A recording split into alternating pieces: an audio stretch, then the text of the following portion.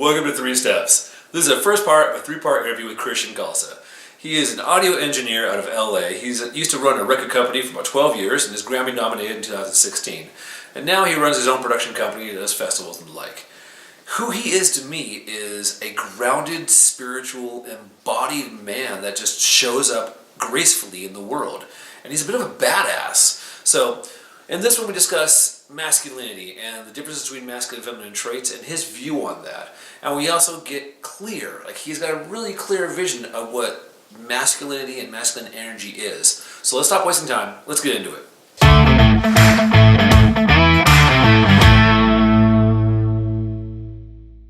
Hi. Right? I'm John, and this is Krishan. Krishan, hey everyone. What do you want to tell them about yourself for as an introduction? It's up to you. Ooh, wow, that's super general. Well, yeah, My name is Krishan Khalsa. I am 37 years old, right on the cusp of 38. I'm an independent audio engineer. Have been for the last 15 years, and I just launched a new audiovisual company a year and a half ago. So I've pretty much been working for myself my whole life. Not very good at following other people's orders, so I went that route. Right? Yeah. Totally. And that makes perfect sense. Yep. So we start off with the usual questions, and basically, what does it mean to be a man to you, or what is masculinity? Yes, big question. It's interesting because I don't really think about being a man most days. Most days, right? Because I think we've grown up in this generation where that conversation's kind of dying out now, or at least that's why we're here, sitting here, is that our father's generation or our grandfather's generation cared a lot about what a man is, and you need to be a man and not cry and be tough and all that stuff. For me, being a man is always just the concept of being a man is always evolving, and it's so fluid for me day to day. But if I relate to anything around being a man, it's just being really solid and dependable. But a lot of things that I associate with being a man I kind of associate with being a great human. And so it's not necessarily like that men are dependable and women aren't, or men are solid, women aren't, or anything like that. But I mean, if we want to talk about masculinity and femininity, that's another thing. But I don't know, I grew up in a culture, I grew up in a yoga cult, basically, where the culture was that the women were subservient to the men. Right. And it was all about the women taking care of the men, the women staying home with the kids, like all of that stuff, like typical, like old style living. And yeah, from a very young age, a lot of that just didn't make sense to me. Yeah. But it wasn't till I grew older that I started kind of defining my own definitions of like what made sense to me.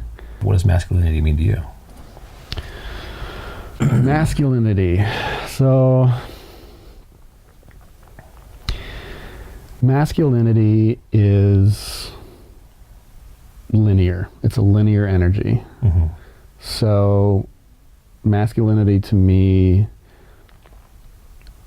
represents have a purpose, decide on a goal, do what it takes to get to that goal. Like find an issue that needs dealing with. Come up with the concrete steps. Create a plan, enact a plan, stay dedicated to the plan, and do your best to enjoy the process along the way. So like it's a very linear moving energy for me. Yeah. So masculinity is energy, right? So it doesn't really, for me, I have days where I'm super masculine, and I have days when I'm super feminine, and I have days where I'm all over and in between. Yep. So, and it's not to say that feminine energy is like not direct. Yeah, right. Because it totally. Right. Talk to Colin. It can't be a different way. Yeah, my partner V, there's days where she's more masculine than me, and we do this seesaw thing. But yeah, so the masculine energy, I like to describe it as the rock in the eye of a tornado. Right. Yeah. That's what it is for me. Is just stability, groundedness, determination, this unwavering commitment. Yeah.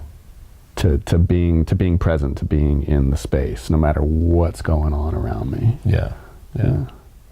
Cool. Right on. Yeah. Right? Yeah, it's cool to have that clarity around it, though.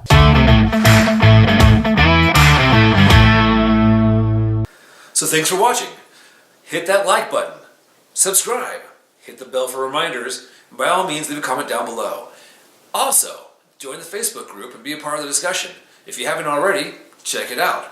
All right, see you on Wednesday.